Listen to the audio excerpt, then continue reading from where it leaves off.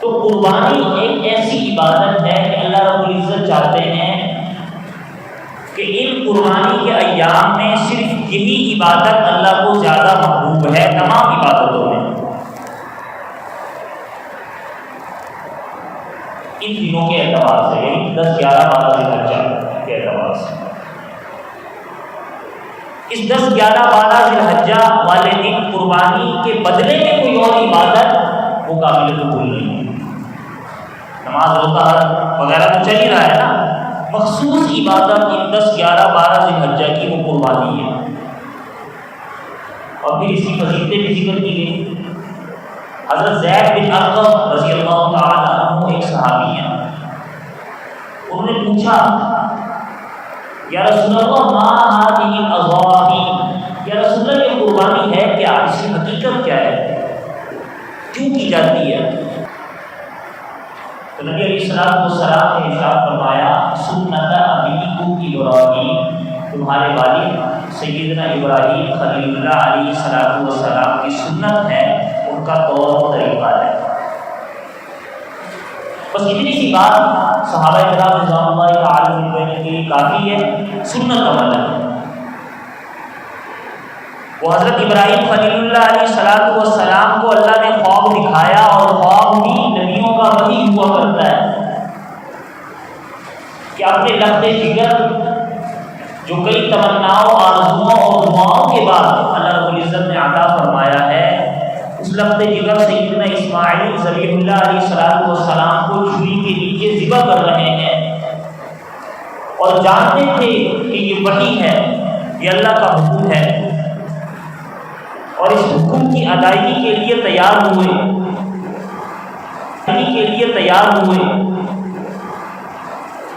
اپنے بیٹے سے پوچھا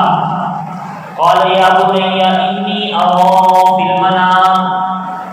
اے میرے بیٹے میں نے خواب میں دیکھا ہے، انی اذبحک فانظر ماذا ترى، میں نے یہ دیکھا ہے کہ میں آپ کو ذبح کر رہا ہوں، فانظر ماذا ترى، آپ کی رائے کیا ہے؟ یہ رائے اس وجہ سے نہیں پوچھی کہ بیٹا اگر منع کر دے گا تو ٹھیک ہے رک جائیں گے، نہیں، یہ رائے پوچھی ہے بیٹے کا امتحان لینے کے لیے کہ نبی کی پرورش میں پلنے والے بیٹے کا ایمان کس قدر ہے۔ بیٹا نبی کی پرورش میں اور آنے والے وقت کا نبی بننے والا، اس بیٹے نے بھی جواب دیا یا ابت افعل ما تؤمر ستجدنی ان شاء اللہ من الصابرین، اے میرے ابا جان افعل ما تؤمر، جس چیز کا آپ کو حکم دیا گیا ہے وہ کل گزریے، انشاءاللہ من الصابرین، اگر اللہ نے چاہا تو آپ مجھے صبر کرنے والوں میں پائیں گے۔ باپ بھی تیار، بیٹا بھی تیار۔ باپ نے اللہ تعالیٰ سے یہ نہیں پوچھا کہ یا اللہ یہ حکم کیوں دیا، اس کی حکمت کیا ہے، اس کی مصلحت کیا ہے، اس سے ملے گا کیا۔ بیٹے نے اپنے والد سے بھی نہیں پوچھا کہ ابا جان ذرا اللہ سے پوچھے تو صحیح کہ اس سے فائدہ کیا ہوگا، نہیں، سب تیار اللہ کے حکم کی ادائیگی کے لیے۔ تو اللہ رب العزت نے بھی قرآن مجید فرقان حمید کی آیت مبارکہ جو نازل فرمائی، اس میں جو جملہ ارشاد فرمایا وہ بھی بڑا پیارا اور خوبصورت فرمایا فلما اسلما وتلہ للجبین، کہ جب یہ دونوں باپ بیٹا مسلمان ہو گئے، مسلمان تو پہلے سے ہیں، ایمان والے تو پہلے سے ہیں، نبوت کا ایمان کامل درجے کا ایمان، لیکن اللہ فرما رہے ہیں کہ اب جو انہوں نے اتباع کی ہے یہ حقیقت میں مسلمانیت کہلاتی ہے۔ اب انہوں نے پوچھا نہیں ہے، انہوں نے جھجک کا مظاہرہ نہیں کیا، انہوں نے حکمتیں مصلحتیں نہیں پوچھی، اسلما فوراً سے مسلمان ہوئے، فوراً سے سر تسلیم خم کیا، فوراً تیار ہو گئے، وَتَلَّهُ لِلْجَبِينِ، اور باپ نے اپنے بیٹے کو پیشانی کے بل لٹا لیا، وَنَادَيْنَاهُ أَن يَا إِبْرَاهِيمُ، اللہ کی پکار ہے ابراہیم، قَدْ صَدَّقْتَ الرُّؤْيَا، آپ نے اپنا خواب سچ کر دکھایا۔ اِنَّا كَذَلِكَ نَجْزِي الْمُحْسِنِينَ، اللہ تعالیٰ اسی طریقے سے احسان کرنے والوں کو بدلہ دیتے ہیں۔ وَفَدَيْنَاهُ بِذِبْحٍ عَظِيمٍ۔ آگے اللہ تعالیٰ نے ارشاد فرمایا کہ چھری چلا رہے ہیں سیدنا ابراہیم علیہ السلام، چھری چلتی نہیں ہے کیونکہ طاقت چھری میں نہیں ہے، اس کی دھار میں نہیں ہے، اللہ کا حکم ہے۔ اللہ حکم دے کے تو چھری چلے گی، اللہ کی طرف سے حکم ہی نہیں آیا۔ وہ تو اللہ تعالیٰ امتحان لے رہے تھے، آزمائش میں مبتلا کیا تھا، آزمائش میں کامیابی ہوئی، اللہ تعالیٰ نے آسمان سے مینڈا بھیجا۔ سیدنا اسماعیل علیہ السلام پاس کھڑے، مینڈا چھری کے نیچے،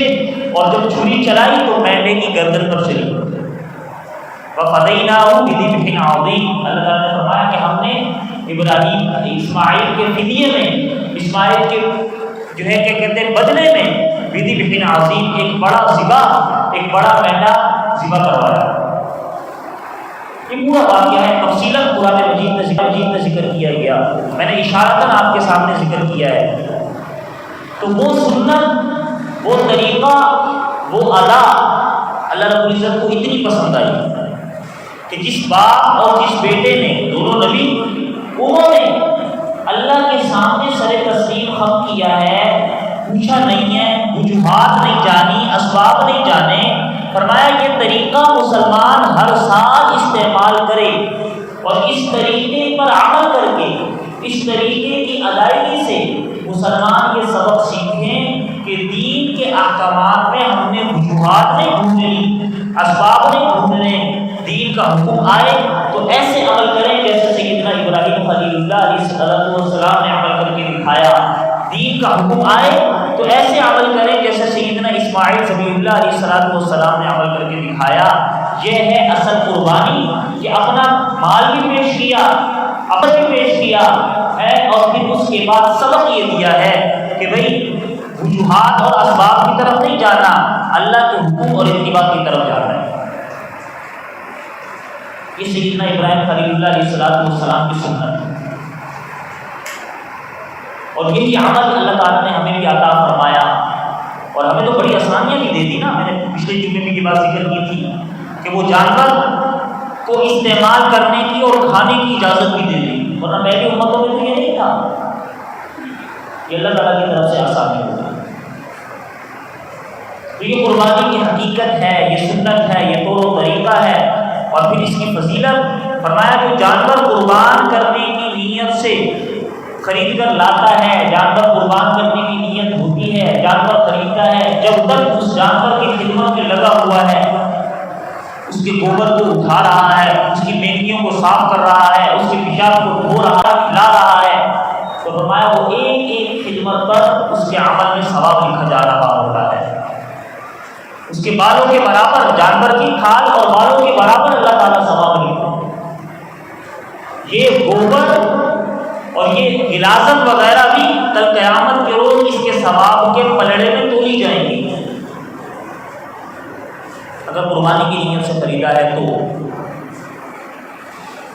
اتنا ثواب اللہ تعالیٰ عطا فرما رہا ہے۔